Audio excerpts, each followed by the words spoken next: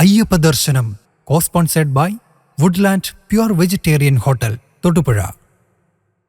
ഹൈറേഞ്ചിന്റെ കവാടമായ തൊടുപുഴയിൽ രുചിവൈവിധ്യങ്ങളുടെ നിറക്കലവറയായി വുഡ്ലാൻഡ്സ് വെജിറ്റേറിയൻ ഹോട്ടൽ.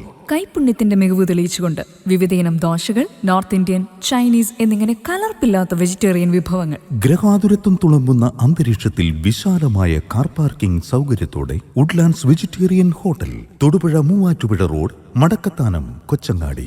ഇരട്ടി മധുരവുമായി വുഡ്ലാൻഡ് സ്വീറ്റ്സ് എന്ന മധുരക്കലവറയും. ഞങ്ങളുടെ മറ്റൊരു സഹോദര സ്ഥാപനം വിജയ ബ്രിക്സ്, മടക്കത്താനം, കൊച്ചങ്ങാടി.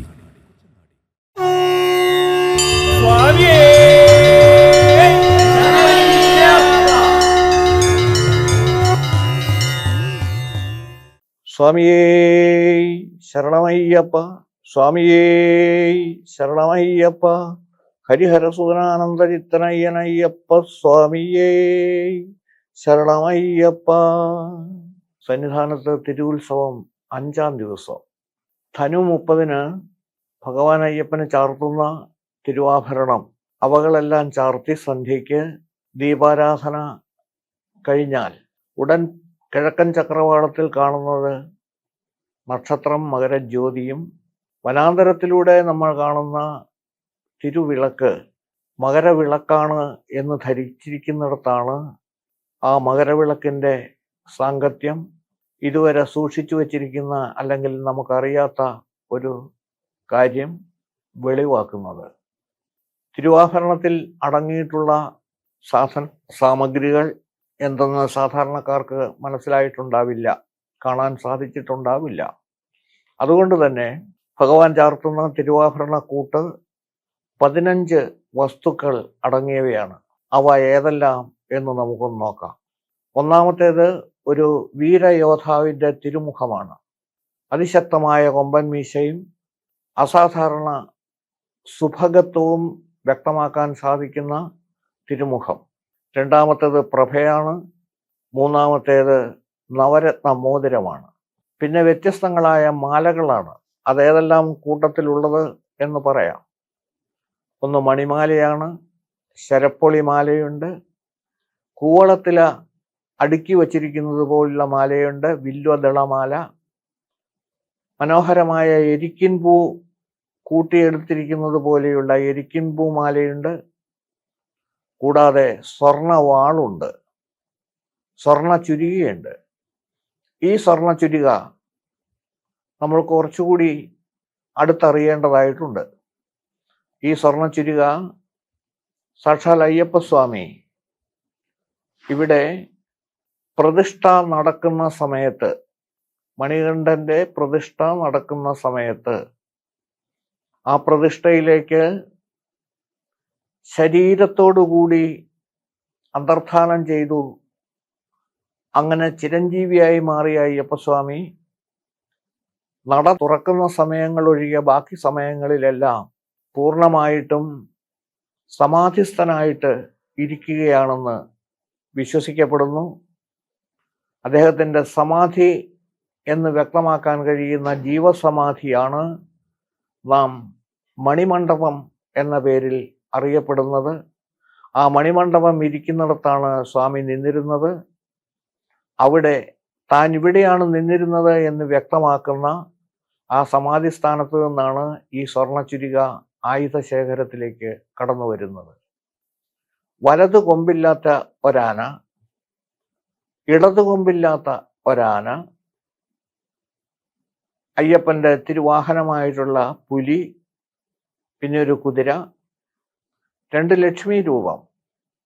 ഈ ലക്ഷ്മി രൂപത്തെക്കുറിച്ച് ഇതിൽ നമുക്ക് ലക്ഷ്മി രൂപം എന്ന് പറഞ്ഞാലും ശ്രീധർമ്മശാസ്താവിൻ്റെ 2 ഭാര്യമാരെ കുറിച്ചാണ് ഇവിടെ വ്യക്തമാക്കുന്നത്.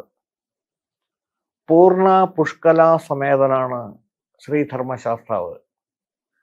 അദ്ദേഹത്തിൻ്റെ 2 ഭാര്യമാരുടെ പേരാണ് നാം പറഞ്ഞത്, പൂർണ്ണ, പുഷ്കല. പിന്നെയുള്ളതൊരു സ്വർണ്ണ തളികയാണ്. അതുകൊണ്ടാണ് തുടക്കത്തിലെ ഞാൻ സൂചിപ്പിച്ചത്, തിരുവാഭരണ പേടകത്തിൽ വരുന്ന ആ കൂമ്പൻ പെട്ടിക്കുള്ളിൽ വരുന്ന സാധനങ്ങൾ 15 കൂട്ടം സ്വർണ്ണ തളിക ഉൾപ്പെടെ. ഇനി നമുക്ക് മണിമണ്ഡപത്തിലേക്കാണ് പോകുന്നത്. ഇത് സന്നിധാനം ശ്രീകോവിലാണ് ഭഗവാന്റെ ഇരിപ്പിടം എന്നെല്ലാവർക്കും അറിയാം. ഈ വസ്തുക്കൾ അണിഞ്ഞാണ് ദീപാരാധന ധനു 30 നടക്കുന്നത്. അയ്യപ്പ സന്നിധാനം ശ്രീകോവിലിനുള്ളിൽ നിന്നും പകർന്ന ദീപമാണ് മണിമണ്ഡപത്തിൽ കൊണ്ടുവന്ന് തെളിയിക്കുന്നത്. ഭഗവാന്റെ ആയുധമായ ദണ്ഡ് പീഠത്തിൽ വച്ച് പ്രത്യേക പൂജ നടത്തിയാണ് അതിന് തുടക്കം കുറിക്കുന്നത്. ഈ ദിവസത്തെ പ്രത്യേകം ഓർമ്മിക്കണം. ധനു 30 മകരവിളക്ക് സംഭവിക്കുന്ന ദിവസമാണ് ഈ പൂജയുടെ തുടക്കം. ആ വിളക്ക് കൊളുത്തി ദണ്ഡ് വച്ച് അത് കഴിഞ്ഞതിന് ശേഷമാണ് അവിടെ കളമെഴുത്ത് ആരംഭിക്കുന്നത്. പന്തളം കൊട്ടാരത്തിൽ നിന്നും വലിയ തമ്പുരാട്ടി കൊടുത്തയച്ച പഞ്ചവർണ്ണ പൊടികളാണ് ഈ കളമെഴുതുന്നതിന് ഉപയോഗിക്കുന്നത്. ആദ്യം ചെയ്യുന്നത് മണിമണ്ഡപത്തിലെ വിളക്ക് തെളിയിക്കുക എന്നുള്ളത്. ആ വിളക്ക് തെളിയിക്കുന്നത് സന്നിധാനം ശ്രീകോവിലിൽ നിന്ന് കൊണ്ടുവന്ന വിളക്ക്. അതിനുശേഷം ദണ്ഡ് പീഠത്തിൽ വയ്ക്കുന്നു. തുടർന്ന് കളമെഴുതാൻ ആരംഭിക്കുന്നു. പന്തളം കൊട്ടാരത്തിൽ നിന്നും വലിയ തമ്പുരാട്ടി പ്രത്യേകം കൊടുത്തയച്ച പഞ്ചവർണ്ണപ്പൊടികൾ ഉപയോഗിച്ച് ആണ് കളമെഴുതുന്നത്. കളം പൂർത്തിയാക്കി കണ്ണ് തെളിയിക്കുക എന്നത് ഭഗവാനെ ഉണർത്തുന്നു എന്ന സങ്കല്പത്തിലാണ്. അത്താഴപൂജയ്ക്ക് ശേഷം തീവട്ടി, അംശ അധികാര ചിഹ്നങ്ങൾ എന്നിവയുടെയും വാദ്യമേളങ്ങളുടെയും അകമ്പടിയോടെ ഭഗവാനെ 18ാം പടിയിലേക്ക് എഴുന്നള്ളിക്കുന്നു. 18ാം പടിയിലേക്ക് എഴുന്നള്ളിക്കുന്നതിന് മുൻപ് ഭഗവത് സാന്നിധ്യമായ തിടമ്പ് മാളികപ്പുറത്തമ്മയെ വണങ്ങിയാണ് പുറപ്പെടുന്നത്. അതിനുശേഷം പെരിനാട് പുന്നമൂട്ടിൽ കുടുംബാവകാശികൾ നിലപാട് തറയിൽ തെക്കോട്ട് തിരിഞ്ഞു നിന്ന് നായാട്ട് വിളിക്കുന്നു. ഇത് 5 ദിവസവുമുണ്ട്. സ്ഥലത്തിന് വ്യത്യാസം വരും എന്ന് മാത്രം. ശബരിമല ശ്രീധർമ്മശാസ്താവിനെയും 5 ശാസ്താക്കന്മാരെയാണ് വിളിക്കുന്നത്.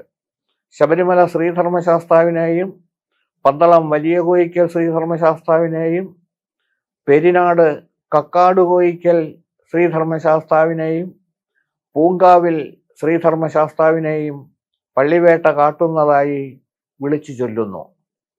തുടർന്ന് നിലയ്ക്കൽ മഹാദേവനെയും പള്ളിയറക്കാവ് ദേവിയെയും പള്ളിവേട്ട കാട്ടുന്നതായും ചൊല്ലുന്നു. ഈ നായാട്ടുവിളിയിൽ ഭഗവാന്റെ പേര് ആര്യൻ കേരളൻ എന്നാണ് വെളിപ്പെടുത്തുന്നുണ്ട്. ആര്യൻ കേരളൻ.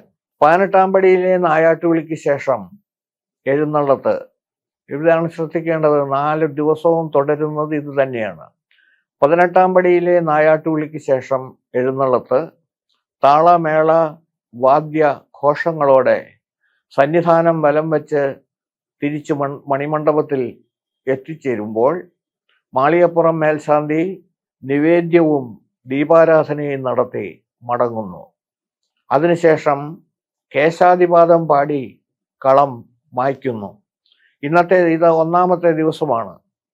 ഈ 1ാമത്തെ ദിവസം കുളത്തൂപ്പുഴ ബാലകൻ എന്ന സങ്കല്പത്തിൽ തീരെ കുട്ടിയായിട്ടാണ് ഭഗവാനെ അവിടെ ചിത്രീകരിക്കുന്നത്, കളമെഴുതുന്നത്.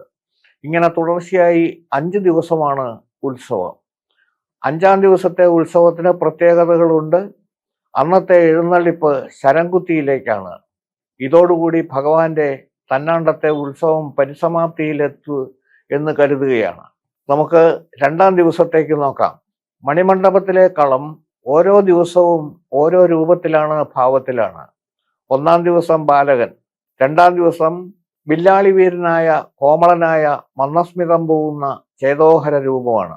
ഈ ദിവസം വൈകുന്നേരം 5 മണിക്ക് അമ്പലപ്പുഴക്കാരും 6 മണിക്ക് ആലങ്ങാട്ടുകാരും നടത്തുന്ന കാഴ്ചശീബലി എഴുന്നള്ളിപ്പുണ്ടാവും.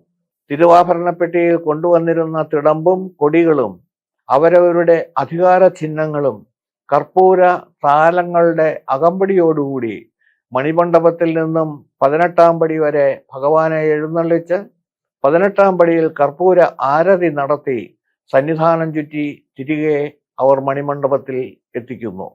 1-ാം ദിവസത്തെ പോലെ തന്നെ അത്താഴപൂജയ്ക്ക് ശേഷം തീവട്ടി, അംശ, അധികാര ചിഹ്നങ്ങൾ എന്നിവയും വാദ്യമേളങ്ങളോടെയും ഭഗവാനെ 18-ാം പടിയിലേക്ക് 2-ാം ദിവസവും എഴുന്നള്ളിക്കുന്നു. ഇവിടെ നമ്മൾ മനസ്സിലാക്കേണ്ട ഒരു പ്രധാനപ്പെട്ട കാര്യം, ആലങ്ങാടുകാരും അമ്പലപ്പുഴക്കാരും വരുന്നതിനെ കുറിച്ച് സൂചിപ്പിച്ചു. അവർ നടത്തുന്ന ശ്രീബലിയെക്കുറിച്ചും പറഞ്ഞു. ആ ശ്രീബലി എന്ന് പറയുന്നത് പ്രത്യേകം പരിപാടിയാണ്. അത് അവരുടെ രണ്ടു കൂട്ടരുടെയും, അതായത് ആലങ്ങാട്, അമ്പലപ്പുഴ, ഈ 2 പേട്ട സംഘങ്ങളുടെ പ്രത്യേക പരിപാടിയാണ് ഭഗവാനെ 5 മണിക്കും 6 മണിക്കും ഈ സന്നിധാനത്തിന് ചുറ്റുവലം വച്ച് തിരിച്ചു കൊണ്ടുവരുന്നത്. യഥാർത്ഥത്തിലുള്ള വിളക്കിന്റെ ഭാഗമായി, മകരവിളക്കിന്റെ ഭാഗമായി 2-ാം ദിവസം 1-ാം ദിവസത്തെ പോലെ തന്നെ കളം പൂർത്തിയാക്കുന്നു. ആ കളം പൂർത്തിയാക്കിയിരിക്കുന്നത് ഒരു യൗവനത്തിലേക്കല്ല, കൗമാരത്തിലേക്ക് കാലൂന്നിയ കുട്ടി എന്ന നിലയിലുള്ള രൂപത്തിലാണ്. അതേപോലെ രാത്രിയിൽ അത്താഴപൂജയ്ക്ക് ശേഷം അധികാര ചിഹ്നങ്ങളോടുകൂടി വാദ്യമേളങ്ങളോടുകൂടി ഭഗവാനെ 18-ാം പടിയിലേക്ക് എഴുന്നള്ളിക്കുന്നു.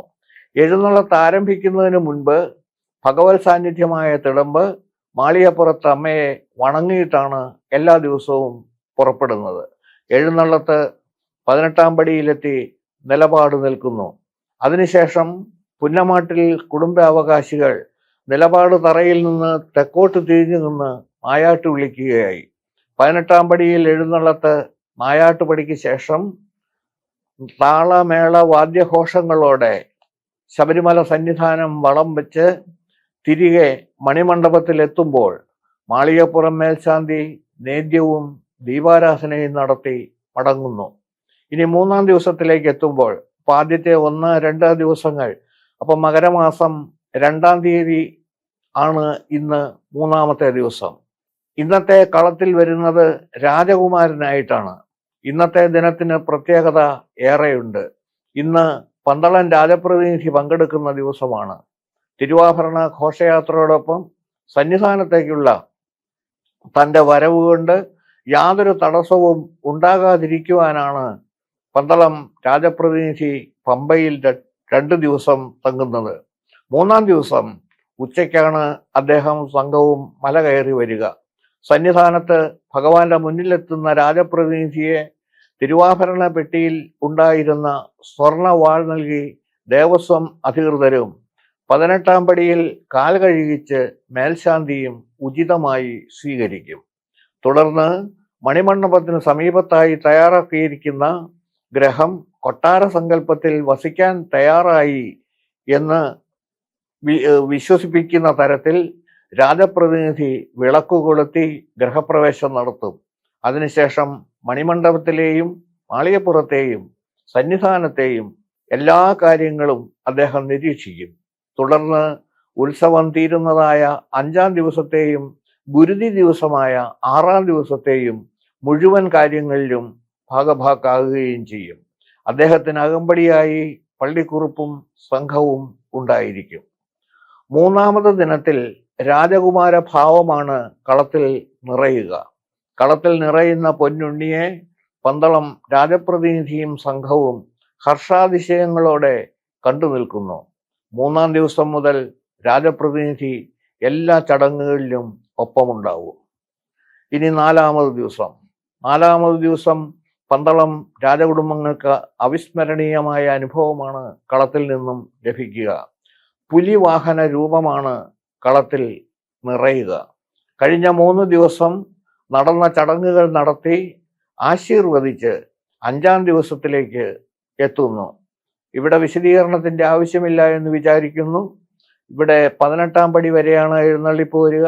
5-ാം ദിവസത്തിലേക്ക് വരുമ്പോൾ മണിമണ്ഡപത്തിൽ ശ്രീചക്ര ചൈതന്യമുണ്ടെന്ന് വിശ്വസിക്കും വിധത്തിൽ ദിവ്യപ്രഭ ചൊരിയുന്ന സർവാഭരണ വിഭൂഷിതനായ ഭഗവാൻ കളത്തിൽ ദിവ്യപ്രകാശപൂരം നൽകി തിളങ്ങുന്നത് അനുഭവപ്പെടും. ഇന്നത്തെ ദിവസത്തെ എഴുന്നള്ളിപ്പ് ശരംകുത്തിയിലേക്കാണ്. ഉത്സവ സമാപനം എന്ന പ്രത്യേകത കൂടി ഇതിനുണ്ട്. പക്ഷെ അത് അവസാനമേ നമുക്ക് അറിയാൻ സാധിക്കുകയുള്ളൂ. ഇന്ന് സന്നിധാനത്ത് കളഭാഭിഷേകം നടത്തുന്നത് തിരുവാഭരണപ്പെട്ടിയിലെ സ്വർണ്ണ കുംഭത്തിൽ പന്തളം കൊട്ടാരത്തിൽ നിന്നും നിഷ്ഠയോടെ നിഷ്കർഷിച്ച് തയ്യാറാക്കിയ കളഭമാണ് അഭിഷേകം നടത്തുന്നത്. ഇന്ന് നടത്തുന്ന സദ്യ കളഭസദ്യ എന്ന പേരിലാണ് അറിയപ്പെടുന്നത്. ഈ സദ്യ ഏകദേശം ഉച്ചയ്ക്ക് 3 മണി വരെ മാളികപ്പുറത്താണ് ഈ സദ്യ നടത്തുന്നത്. പന്തളം കൊട്ടാരത്തിൽ നിന്ന് ഈ കളഭസദ്യ നേരിട്ട് നടത്തുന്ന ഒരു സാഹചര്യമാണുള്ളത്. സമീപകാലത്ത് അവിടെ നിന്നും സാധനങ്ങൾ കൊണ്ടുവരാനുള്ള ബുദ്ധിമുട്ടും കൊണ്ട് ദേവസ്വം ബോർഡ് ഈ കാര്യം പന്തളത്തിന് വേണ്ടി ചെയ്യുന്നു എങ്കിലും കളഭസദ്യ എന്ന് പറയുന്ന ശബരിമലയിലെ ഈ ആചാരത്തിൻ്റെ പൂർണ്ണ ഉത്തരവാദിത്വം പന്തളം രാജകൊട്ടാരത്തിനാണ്. അതവരുടെ അവകാശമാണ്, അവരാണ് അത് നടത്തുന്നതെന്നും കൂടി അറിയിക്കട്ടെ. ഇന്നത്തെ എഴുന്നള്ളിപ്പ് ശരംകുത്തിയിലേക്കാണ്. 5-ാം ദിവസത്തെ ഉത്സവത്തിൽ പങ്കുചേരാനെത്തിയ തൻ്റെ ഭക്തരെ ഉത്സവം തീർന്നു എന്ന അർത്ഥത്തിൽ അതിർത്തിയായ ശരംകുത്തിയിലേക്ക് എഴുന്നള്ളത്തോടുകൂടി അകമ്പടിയായി പോയി യാത്രയയക്കുന്ന ചടങ്ങാണിത്. കൊട്ടും പാട്ടും വിളക്കും വാദ്യങ്ങളുമായി വീരയോധാഭാവത്തിൽ കൊമ്പൻ മീശയുള്ള തിരുമുഖം, ആലേഖനം ചെയ്ത തിടമ്പും അധികാര ചിഹ്നങ്ങളായ തലപ്പാറമല, ഉടുമ്പാറമല എന്നിവിടങ്ങളുടെ പ്രതീകമായിട്ടുള്ള കൊടിയടയാളങ്ങളോടും കൂടിയാണ് ഭഗവാന്റെ എഴുന്നള്ളത്ത്. ഇന്ന് നായാട്ടുവിളി ശരംകുത്തിയിലാണ്. നായാട്ടുവിളിക്ക് ശേഷം ഭക്തരെ യാത്രയയക്കുന്നു. ഉത്സവം തീർന്നു എന്ന സങ്കല്പത്തിൽ തീവട്ടിയും വാദ്യമേളങ്ങളും ഒഴിവാക്കി തിരികെ മണിമണ്ഡപത്തിലേക്ക് എഴുന്നള്ളുകയാണ്. ഈ സമയം ഉത്സവ സമയത്ത് വനാന്തർഭാഗത്തേക്ക് അന്തർധാനം ചെയ്ത ഭൂതഗണങ്ങൾ ഭഗവാനൊപ്പം ചേരുന്നു. 6-ാം തീയതിയാണ് ഗുരുതി. ഇന്ന് മാത്രമാണ് ശബരിമലയിൽ നെയ്യഭിഷേകം ഇല്ലാത്തത്. 5-ാം തീയതി ഉച്ചസമയത്ത് നമ്മൾ കണ്ടു, പന്തളത്ത് നിന്ന് പ്രത്യേകം കൊണ്ടുവന്ന കളഭം അഭിഷേകം ചെയ്തതോടുകൂടി ഭഗവാൻ കുളിർമയുള്ള ഒരവസ്ഥയിൽ, ശരീരത്ത് അസാധാരണമായ കുളിർമ അനുഭവപ്പെടുന്ന ഒരവസ്ഥയിലാണ് വിരാജിക്കുന്നത് എന്നുള്ളതുകൊണ്ട്, പ്രത്യേകിച്ച് നെയ്യ് കൊണ്ടുള്ള അഭിഷേകം എന്ന് പറഞ്ഞാൽ അസഹനീയമായ ചൂടാണ് ഉണ്ടാവുക എന്നുള്ളതിനാൽ ഇന്നത്തെ ദിവസം മാത്രമാണ് ഇവിടെ നെയ്യഭിഷേകം ഇല്ലാത്തത്. തലേന്ന് തിരുവാഭരണപ്പെട്ടിയിലുള്ള നവരത്നമോതിരമിട്ട സ്വർണകുംഭത്തിൽ സൂക്ഷിച്ച കളഭം അഭിഷേകം ചെയ്തതിനാൽ ഭഗവാന്റെ പൂമേനിയിൽ ആവശ്യത്തിലേറെ കുളിർമ നിലനിൽക്കുന്നതിനാലാണ് നെയ്യഭിഷേകം ഒഴിവാക്കുന്നത്. നമ്മുടെ വിഗ്രഹങ്ങളായാലും അതിലെ അഭിഷേകമായാലും അതിനൊരു ശാസ്ത്രീയ വശം കാണാൻ കഴിയുന്നതാണ്. നവപാഷാണം, പാതാളക്കല്ല് മുതലായ അമൂല്യ മൂലികകളാലായിരിക്കും ക്ഷേത്രങ്ങളിൽ വിഗ്രഹങ്ങൾ നിർമ്മിച്ചിരിക്കുന്നത്. അതുകൊണ്ട് തന്നെ അതിൻ്റെതായ സവിശേഷതകളും അതിനുണ്ടായിരിക്കും. ശബരിമല വിഗ്രഹത്തിൽ അഭിഷേകം നടത്തിയ നെയ്യ് ഉദരരോഗത്തിനും മാറാരോഗത്തിനും വന്ധ്യതയ്ക്കും ഫലപ്രദമാണെന്ന് എത്രയോ ഉദാഹരണങ്ങളിൽ കൂടി നമുക്ക് വ്യക്തമാക്കാൻ കഴിയും. അതുകൊണ്ട് തന്നെ ആവണം ശബരിമലയിലെ ഏറ്റവും പ്രാധാന്യമായ വഴിപാട് നെയ്യഭിഷേകം തന്നെ ആയിത്തീർന്നത്. 6-ാം തീയതി അത്താഴപൂജ കഴിഞ്ഞ് നടയടച്ചതിന് ശേഷമാണ് പന്തളം രാജപ്രതിനിധിയുടെ സാന്നിധ്യത്തിൽ ഗുരുതി ചടങ്ങ് നടത്തുക. ഇത് സംബന്ധമായിട്ട് അടുത്ത എപ്പിസോഡിൽ കൂടുതൽ വിശദീകരണമായിട്ട് നൽകുന്നു എന്നുള്ളത് കൊണ്ട് അതിൻ്റെ ഒരു രൂപം മാത്രമേ ഇവിടെ ചേർക്കുന്നുള്ളൂ. കർമ്മി പട്ടുടുത്ത് തലയിൽ ഭഗവതിക്ക് അടിമ വയ്ക്കാൻ സമ്മതിച്ച തലത്തിൽ പട്ടുകെട്ടി അദൃശ്യ കാഴ്ചകൾ കാണാനെന്ന വണ്ണം കണ്ണിൽ കരിമഷി എഴുതിയുമാണ് ഗുരുതി നടത്തുക. ഗുരുതി എന്നതുകൊണ്ട് ഉദ്ദേശിക്കുന്നത് പ്രപഞ്ച മാതാവായ ശ്രീഭദ്രകാളിക്ക് നൽകുന്ന പൂജയാണ്. ശബരിമല എന്ന പ്രദേശത്ത് ദേവിക്ക് വിളയാട്ടമുള്ള മണ്ണിൽ ദേവിക്ക് മനുഷ്യ സാന്നിധ്യത്താലോ പൂജകളാലോ നിവേദ്യ സാധനങ്ങളുടെ വൈകല്യങ്ങളാലോ മറ്റെന്തെങ്കിലും വസ്തുവകകളാലോ ഉണ്ടായിട്ടുള്ള ദോഷങ്ങൾക്ക് പരിഹാരമായാണ് ഭദ്രകാളി ദേവിക്ക് ഗുരുതി നൽകുന്നത്. വണിക്കുത്സവം എന്ന പേരിൽ ദേശത്തിന്റെ നാനാഭാഗത്തു നിന്നുമായി ധാരാളം പേർ വന്ന് കൂടിയതാണല്ലോ. ആ നിലയ്ക്ക് എന്തെങ്കിലും പിഴ സംഭവിച്ചിട്ടുണ്ടെങ്കിൽ പൊറുക്കണം എന്ന് വിളിച്ചപേക്ഷിച്ച ശേഷമാണ് ഗുരുതി. ശ്രീവിദ്യ ഉപാസകനായ ഭഗവാന്റെ തിരുഭൂമിയിൽ ശ്രീചക്ര ചൈതന്യമുള്ളതിനാലാണ് ഇങ്ങനെ ഭദ്രകാളിക്ക് ഗുരുതി നടത്താൻ നിർബന്ധിതമാക്കുന്നത്. മണിമണ്ഡപത്തിലെ ഈ ഗുരുതി കൂടാതെ മറ്റൊരു ഗുരുതി നടക്കുന്നത് വിഷു കഴിഞ്ഞ് നട അടച്ച ശേഷം പമ്പയിലാണ്. കൗളമാർഗത്തിലൂടെയുള്ള ഈ ഗുരുതിയും കുന്നക്കാട്ട് കുടുംബക്കാരാണ് നടത്തുക. മകരം 6-ന് നെയ്യഭിഷേകം ഒഴിച്ചുള്ള പൂജകൾ കഴിഞ്ഞ് നടയടയ്ക്കുന്ന പിറ്റേന്ന് 7-ാം നാൾ പന്തളം രാജാവിനും പരിവാരങ്ങൾക്കും മാത്രമേ ദർശനമുള്ളൂ. പരിവാര ദർശനശേഷം രാജപ്രതിനിധിയുടെ മാത്രം സാന്നിധ്യത്തിൽ മേൽശാന്തി വിഗ്രഹം ഭസ്മത്താൽ മൂടി തലപ്പാവും രുദ്രാക്ഷമാലയും യോഗദണ്ഡും ധരിപ്പിച്ച് നടയടച്ച് താക്കോൽ രാജപ്രതിനിധിയെ ഏൽപ്പിച്ച് 18-ാം പടി ഇറങ്ങുന്നു. തുടർന്ന് രാജപ്രതിനിധിയും നട ഇറങ്ങുന്നു. ദേവസ്വം അധികൃതർ ഈ വർഷത്തെ വരവ് ചിലവ് കഴിഞ്ഞ് മിച്ചം എന്ന് സങ്കല്പിച്ച് ഒരു പണക്കിഴി രാജപ്രതിനിധിക്ക് കൈമാറുന്നു. അടുത്ത വർഷത്തെ പൂജകൾക്കായി പണക്കിഴിയും താക്കോലും മേൽശാന്തിയെ ഏൽപ്പിച്ച് രാജപ്രതിനിധി മല ഇറങ്ങുന്നതോടുകൂടി ആ വർഷത്തെ അല്ലെങ്കിൽ ഈ വർഷത്തെ മകരവിളക്ക് മഹോത്സവത്തിനായി സമാപനം ആകുന്നു. വൃശ്ചിക മാസം 1-ാം തീയതി ആരംഭിച്ച യാത്ര മകരമാസം 7-ാം തീയതി സമാപിക്കുകയാണ്. 67 ദിവസം നീണ്ടുനിന്ന ഈ സഭയിൽ നിങ്ങളുടെ മുമ്പിൽ വിവിധ വിഷയങ്ങളെക്കുറിച്ചുള്ള കാഴ്ചപ്പാടുകളും സത്യബോധപ്പെടുത്തലുകളും ഉണ്ടായിട്ടുണ്ട്. ഇത് ശബരിമലയെ സംബന്ധിച്ചിടത്തോളം ഒരു വസ്തുതാപരമായ അന്വേഷണവും തെറ്റിദ്ധരിക്കപ്പെട്ടിരുന്ന പല ആചാരങ്ങളുടെയും തെളിവായി അവ തിരുത്തപ്പെടാനുള്ള സാഹചര്യവും സൃഷ്ടിച്ചുകൊണ്ടാണ് ഈ 32.5 മണിക്കൂർ സമയം ദൈർഘ്യം വരുന്ന ഈ വലിയ തപസ്യ ഇവിടെ പൂർത്തിയാക്കുന്നത്. വിമർശനങ്ങൾ ഉണ്ടാവുമെന്നറിയാം. എങ്കിലും സ്വദേശത്തോടുകൂടി അടുത്ത ഇതിനോട് യോജിച്ച എല്ലാവരുടെയും പാദങ്ങളിൽ നമസ്കരിച്ചുകൊണ്ട് ഈ 65 ദിവസത്തെ മുഴുവൻ കാര്യങ്ങളും നല്ലതും കെട്ടതും ഏതായാലും അത് മുഴുവൻ തീരുമാനിക്കുന്നത് ഭഗവാനായിക്കൊള്ളട്ടെ എന്ന് ധരിച്ച് ആ തൃപ്പാദങ്ങളിൽ സമർപ്പിച്ചുകൊണ്ട് ഏതെങ്കിലും തെറ്റുകുറ്റങ്ങൾ സംഭവിച്ചിട്ടുണ്ടെങ്കിൽ ആയത് പൊറുക്കണമേ എന്ന പ്രാർത്ഥനയോടുകൂടി ഏവർക്കും നന്ദി, നമസ്കാരം. സ്വാമിയേ ശരണമയ്യപ്പ, സ്വാമിയേ ശരണമയ്യപ്പ. ലോകവീരം മഹാപൂജ്യം സർവരക്ഷാകരം വിഭും പാർവതീ ഹൃദയാനന്ദം ശാസ്താരം പ്രണമാമ്യഹം. സ്വാമിയേ ശരണമയ്യപ്പ. വിപ്രപൂജ്യം വിശ്വവന്ദ്യം വിഷ്ണു ശംഭോ പ്രിയം സുതം ക്ഷിപ്രപ്രസാദനിരതം ശാസ്താരം പ്രണമാമ്യഹം. സ്വാമിയേ ശരണമയ്യപ്പ. മത്തമാതംഗഗമനം കാരുണ്യാമൃതപൂജിതം സർവവിഘ്നഹരം ദേവം ശാസ്താരം പ്രണമാമ്യഹം. സ്വാമിയേ ശരണമയ്യപ്പ.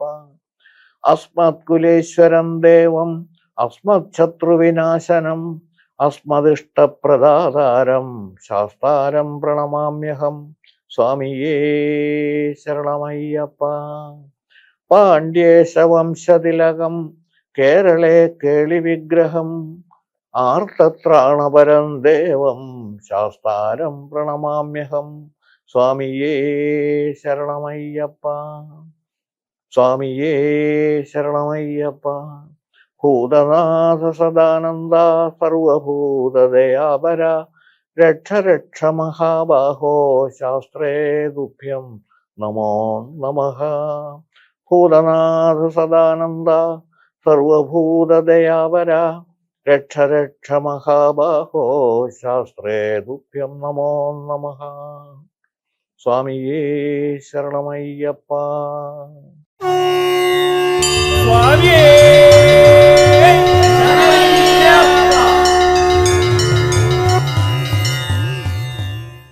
അയ്യപ്പ ദർശനം co-sponsored by Woodland pure vegetarian hotel Thodupuzha. ഹൈറേഞ്ചിന്റെ കവാടമായ തൊടുപുഴയിൽ രുചിവൈവിധ്യങ്ങളുടെ നിറക്കലവറയായി വുഡ്ലാൻഡ്സ് വെജിറ്റേറിയൻ ഹോട്ടൽ. കൈപുണ്യത്തിന്റെ മികവ് തെളിയിച്ചുകൊണ്ട് വിവിധയിനം ദോശകൾ, നോർത്ത് ഇന്ത്യൻ, ചൈനീസ് എന്നിങ്ങനെ കലർപ്പില്ലാത്ത വെജിറ്റേറിയൻ വിഭവങ്ങൾ. ഗ്രഹാതുരത്വം തുളുമ്പുന്ന അന്തരീക്ഷത്തിൽ വിശാലമായ കാർ പാർക്കിംഗ് സൗകര്യത്തോടെ Woodlands vegetarian hotel, Thodupuzha Muvattupuzha road, Madakkathanam, Kochangadi. ഇരട്ടി മധുരവുമായി വുഡ്ലാൻഡ് സ്വീറ്റ്സ് എന്ന മധുരക്കലവറയും. ഞങ്ങളുടെ മറ്റൊരു സഹോദര സ്ഥാപനം വിജയ ബ്രിക്സ്, മടക്കത്താനം, കൊച്ചങ്ങാടി.